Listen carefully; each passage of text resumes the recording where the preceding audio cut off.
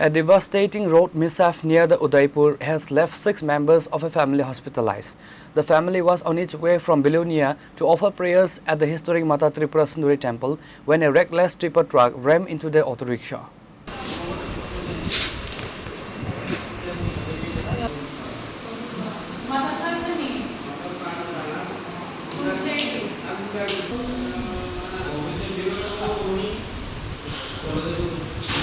According to reports, Suman Paul was driving his family members in his personal auto rickshaw towards the Mata Tripura Sundari temple for a religious visit. However, as the vehicle reached the Garji area under Udaipur, a speeding tipper truck coming from the opposite direction lost control and crashed violently into the auto rickshaw.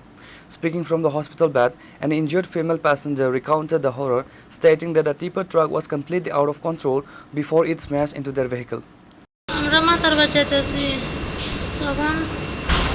মোটামুটি করছি কাছাকাছি আমি জানি না লাগার নাম এবার রং সাইডের থেকে টিপার একটা আইয়া দিছে বাড়ি দিবার পর আমার আর কিছু মনে নাই দেখি আমি হসপিটালে আমার মা বাবার পরিস্থিতি খুব খারাপ আমার শ্বশুর শাশুড়ি তারারও আমরা আর কেউ নাই।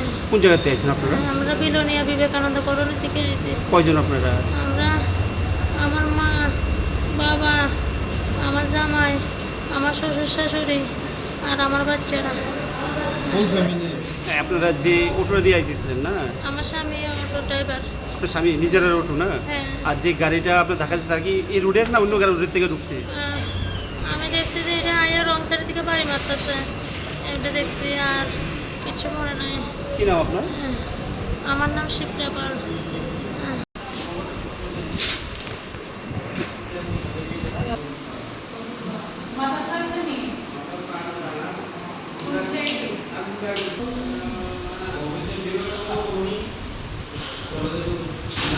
Reporter by Rajiv from Udaipur, Chini Khorang.